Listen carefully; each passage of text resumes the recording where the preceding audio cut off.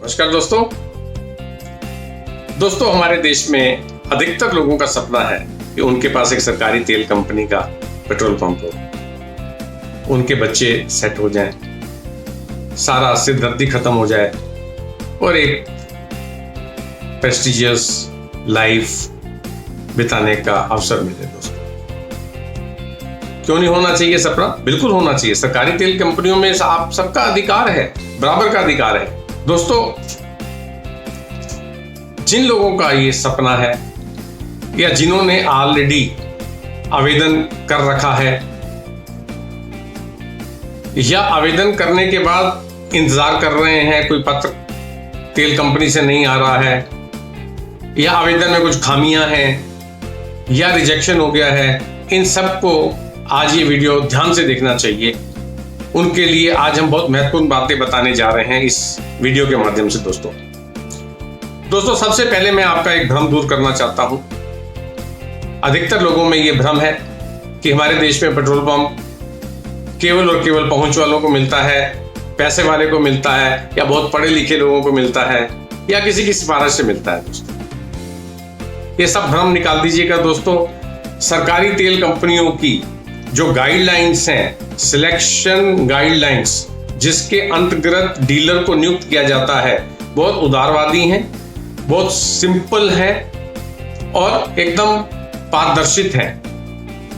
इसमें कोई भी गड़बड़ नहीं कर सकता है। दोस्तों, सिलेक्शन कैसे होता है? दोस्तों, सबसे पहले स्थान का चयन किया जाता है कि किस लोकेशन पे पेट्रोल पंप लगना चाहिए। इसको डिसाइड करती हैं तेल कंपनियां। तीनों तेल कंपनियां, Indian oil, Bharat petroleum, Hindustan petroleum के पास कोई प्रस्ताव जाता है या वो खुद स्वयं देख लेती हैं कि कौन से स्थान पे पेट्रोल पंप लगना चाहिए। जब कोई प्रस्ताव ऐसा जाता है तो वो उसकी फिजिबिलिटी स्टडी करती हैं, देखती हैं कि उस स्थान पे सेल कितनी होगी, बिक्री कितनी होगी, क्या इतनी बिक्री हो जाएगी कि उनके सारे खर्चे निकल जाएं, जो रेट ऑफ रिटर्न है वो उनको मिल जाए और डीलर को भी कुछ आमदनी हो।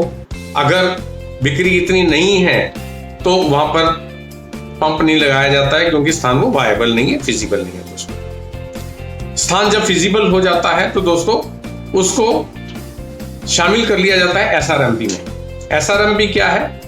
ये राज्य के अनुसार एक एसआरएमपी बनता है जिसको बोला जाता है स्टेट रिटेल मार्केटिंग प्लान। उसके अंदर इसको शामिल कर लिया जाता है। जब अगला दौर विज्ञापन का आता है तो उस स्थान को भी अन्य स्थानों के साथ विज्ञापित कर दिया जाता है। दोस्तों, ऑपरेशन ये उठता है कि वो किस श्रेणी में विज्ञापित होगा। दोस्तों, ये आपके लिए जानना आवश्यक है कि जैसे सरकारी नौकरियों में आरक्षण होता है SC ST का, उस प्रकार से पेट्रोल पंप के लिए भी तेल कंपनियों द्वारा कुछ आरक्षण दिया गया है SC ST OBC के लिए। उत्तर पूर्व के कुछ राज्य जैसे अरुणाचल प्रदेश, मेघालय, नागालैंड, मिजोरम, इन राज्यों को अगर छोड़ दें तो बाकी सब जगह SC ST के लिए 22.5%, OBC के लिए 27% और ओपन यानी जनरल कैटेगरी के लिए 50.5% स्थान रिजर्व रहते हैं। दोस्तों, ये जो श्रेणियां SC ST और OBC जनरल कैटेगरी है, इसके अंतर्गत सब श्रेणियां भी होती हैं, जैसे कि फ्रीडम फाइटर है, डिफेंस है, OSP है, फिजिकल हैंडीकैप्ड है। इन सब के लिए भी कोटा है, निर्धारित है। टोटल कोटा इतना ही रहेगा जो मैंने आपको बताया है, उसी के अंतर्गत इनके लिए भी कुछ कोटा रखा गया है। दोस्तों, अब कौन सी लोकेशन किस कैटेगरी में आएगी? दोस्तों, इसका भी चयन लॉटरी द्वारा किया जाता है। 200 पॉइंट का एक रोस्टर रहता है जिसके अंदर सब श्रेणियों का विवरण दिया जाता है, उनकी प्रतिशत के अनुसार लॉटरी द्वारा निकाला जाता है कि कौन सी किस कैटेगरी में आएगी। दोस्तों, आपको यह भी जानना चाहिए कि जो पेट्रोल पंप आप देखते हैं उनकी भी कुछ अलग अलग श्रेणियां होती हैं। A साइट यानी कंपनी कंट्रोल साइट होती है, B साइट यानी डीलर कंट्रोल साइट होती है, कोको होते हैं, एक परमानेंट कोको होते हैं, एक टेम्परेरी कोको होते हैं। तो आज जो हमारा विषय है वो ए साइट यानी कंपनी कंट्रोल साइट और बी साइट यानी डीलर कंट्रोल साइट के संदर्भ में है। हम इसी पे आज चर्चा करेंगे। इन कैटेगरीज के अलावा क्लास ऑफ मार्केट भी रहती हैं। कौन सा पंप किस क्लास ऑफ मार्केट में है यह भी डिसाइड किया जाता है। एक तो रेगुलर पंप होते हैं और एक ग्रामीण पंप होते हैं। दोस्तों, जो पंप नेशनल हाईवे पे नहीं है, स्टेट हाईवे पे नहीं है या नगर सीमा के अंदर नहीं है, उसको हम रूरल आरओ बोलते हैं। रूरल क्लास ऑफ मार्केट में वो आते हैं, बाकी के रेगुलर होते हैं। तो साथियों, अब हम बात करते हैं कि सिलेक्शन कैसे होती है। जो स्थान वायबल पाए गए, फिजिबल पाए गए, उनकी श्रेणियां भी निश्चित होगी। कौन सा स्थान कौन सी कैटेगरी में एडवर्टाइज होगा, एससी में होगा, एसटी में होगा, फ्रीडम फाइटर होगा, ये सब जब निश्चित हो जाता है तो विज्ञापन आता है। दोस्तों, एक कैप्सूल विज्ञापन रहता है। डिटेल विज्ञापन जो है, तीनों कंपनियों की एक कॉमन वेबसाइट है जिसका नाम है petrolpumpdealerchain.in। डिटेल विज्ञापन इस वेबसाइट में दिया रहता है साथियों, और आपको यहीं पे ही इसी वेबसाइट पे जाके ऑनलाइन ही आवेदन करना होता है। ऐसा कोई नहीं है कि वहां जाके आप एप्लीकेशन जमा करेंगे। साथियों, सावधानी से आप फॉर्म भरिए, ऑनलाइन जमा कीजिएगा। जो भी दिशा निर्देश आपको दिए उसमें हिसाब से आपको जमा करना होता है।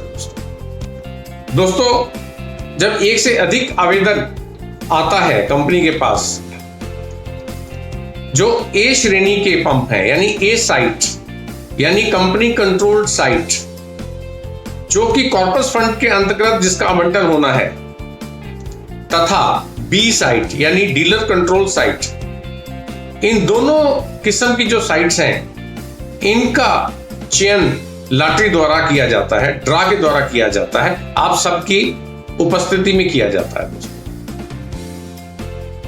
हाँ, अगर एक से अधिक आवेदक है तो, अगर एक ही आवेदक है तो उसको चयनित घोषित कर दिया जाता है। दोस्तों, दूसरा, ए साइट जो कि जनरल पब्लिक के लिए है, उसका बिड के अनुसार होता है।